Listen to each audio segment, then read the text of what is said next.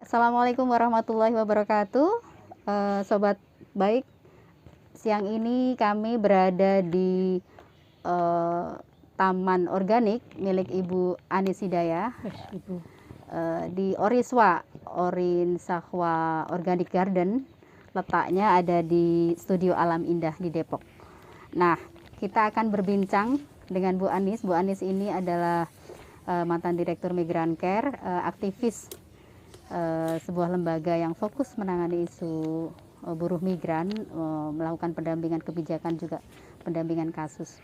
Jadi semua kasus buruh migran terkait dengan kekerasan, penyiksaan, majikan yang tidak membayar upah, semua didampingi oleh Mbak Anis dan tim di Migrancare. Nah, tapi siang ini kita tidak akan membahas tentang buruh migran, tapi kegiatan lain yang menurut Mbak Anis ini sebagai healing.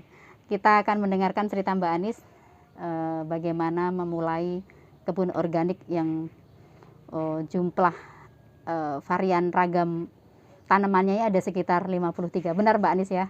Sekitar 53. Nah, ini Mbak Anis bisa diceritakan Mbak, ini di Depok, terus kebun organik ini kan istimewa ya. Kalau orang menanam mungkin sudah biasa, tapi menanam organik pasti butuh effort yang luar biasa. Baik Mbak, bisa diceritakan Mbak tentang manfaat mental ya yang diperoleh Mbak Anis, selain tadi dapat manfaat bisa mengonsumsi makanan sehat begitu ya. Bisa diceritakan kira-kira, tadi disinggung ini menjadi proses healing juga ya kebun organik ini. Iya, sebenarnya healing dengan berkebun itu healing Mbak. Jadi ngurangin stres gitu ya, karena kita stres dengan pekerjaan, stres karena COVID, stres situasi politik gitu ya, lihat KPK kayak gitu, ciker segala macam, itu kita dengan berkebun stres-stres itu terkurangi gitu. Jadi refresh untuk kita lebih segar gitu ya, ngaduk tanah, nanam, nyiram segala macam gitu. Jadi mengelola kebun itu mengalihkan beban-beban pikiran jadi energi positif negatif. gitu. Jadi energi positifnya banyak itu dari kebun. Selain itu juga kalau yang saya amatin bisa mencegah KDRT karena keluarga bisa punya ruang ngobrol yang lebih fresh gitu ya dengan berkebun. Juga jadi aspek deradikalisasi karena itu mempertemukan multikultural, multi etnis gitu ya, orang dengan beragam latar belakang gitu ya, tetapi tidak meletakkan agama sebagai sentral gitu ya, tetapi ya ada banyak elemen yang bertemu dengan komunitas berkebun itu gitu. Jadi sebenarnya itu juga membangun keberagaman gitu. Sudah berapa banyak Mbak komunitas yang berkunjung ingin belajar dari kebun organik ini, nyantri. Gitu ya, bahasanya cukup nyantri banyak sih, cukup banyak dari sebelum pandemi gitu. Kalau dulu sebelum pandemi kan misalnya setiap weekend gitu 10-15 orang gitu ya, bisa rutin gitu, reguler gitu. Tetapi sejak pandemi saya tidak bisa lagi ini gitu, lebih banyak online gitu, atau 1-2 orang gitu biasanya. Saya juga banyak melihat Mbak Anis ini menjadi narasumber di berbagai talkshow ya, menceritakan tentang kegiatan berkebunnya ini. Dan ini bisa menjadi sumber inspirasi bagi siapapun untuk ini ya. Nah, ada usaha dari Mbak Anis atau mungkin rencana untuk lebih mengembangkan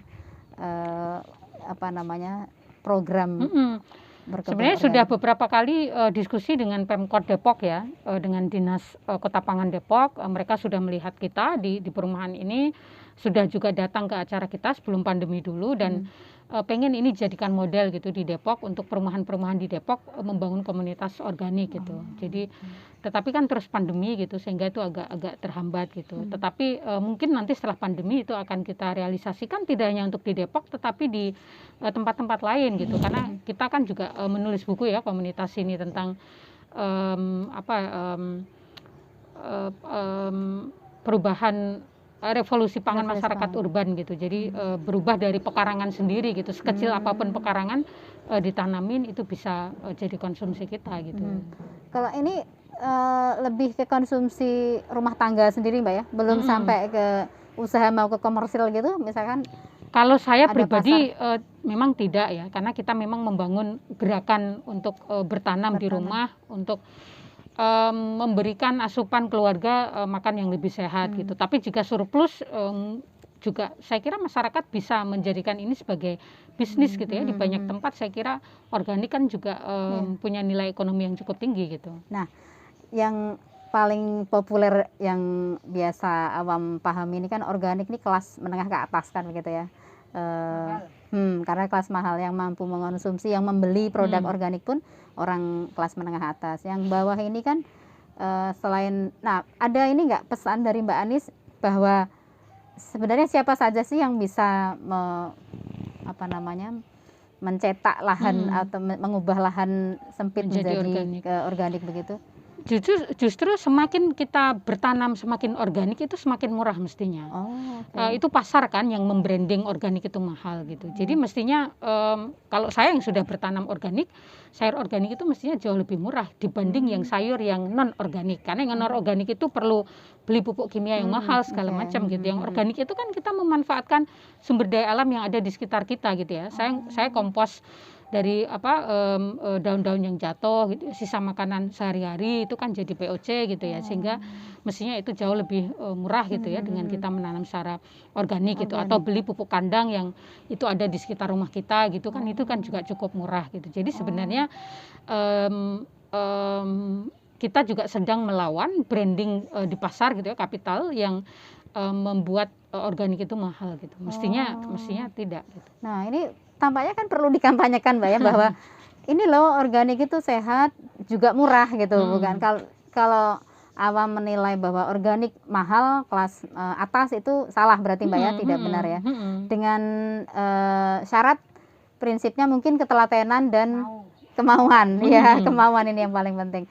Karena kalau ada ruang, saya pengen tahu sebenarnya berapa luas sih Mbak untuk perlu membangun kebun organik begini? Sebenarnya lahan sangat terbatas pun ya, nggak ada tanah pun itu tetap bisa nanam, dicentelin, pakai pot gitu. Pot, ya. Jadi sebenarnya lahan terbatas itu bukan jadi hambatan orang untuk bertanam gitu, karena bertanam itu kan bisa di pot, bisa di polybag, ditaruh di mana saja, beli rak, di pipa gitu, vertikultur kayak itu.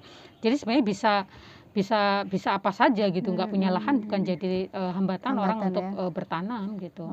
Oke. Memang ininya kemauan ya. Iya, intinya adalah kuncinya di kemauan, kuncinya kemauan. Selain dan yang perlu dihapus dari image organik adalah ini tidak mahal, siapapun bisa melakukan.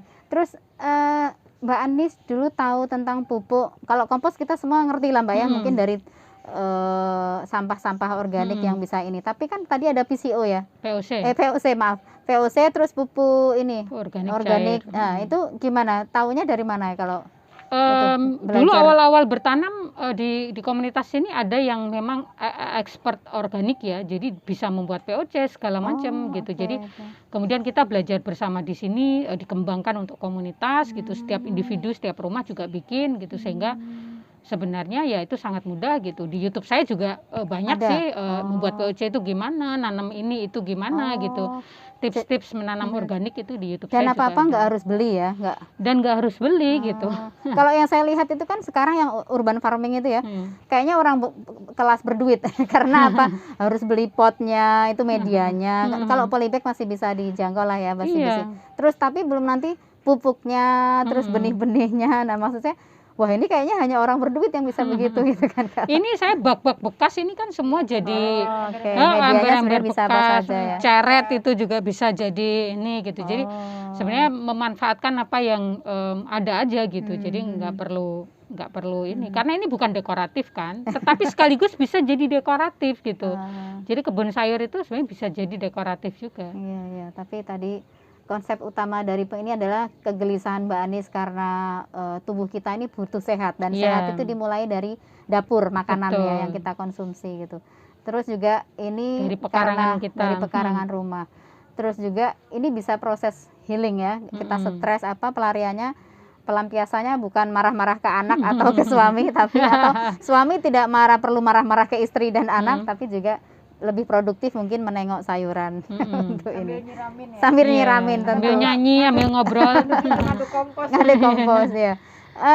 Mbak Anis ada ini pesan ke sobat baik di seluruh Indonesia dan kita pengen menyampaikan ini Mbak bahwa sesuatu yang positif ini perlu menjadi inspirasi bagi banyak orang gitu. Ada pesan nggak kira-kira bagaimana untuk masyarakat itu supaya juga mengikuti langkah Mbak Anis gitu untuk Sebenarnya ya harus dimulai dulu gitu dengan bertanam apa yang paling kita suka gitu. Suka kangkung, tanam kangkung, suka bayam, tanam bayam, suka pokcoy, selada, tanam aja gitu. Kalau gagal nggak usah khawatir, tanam lagi gitu. Itu biasa gitu ya.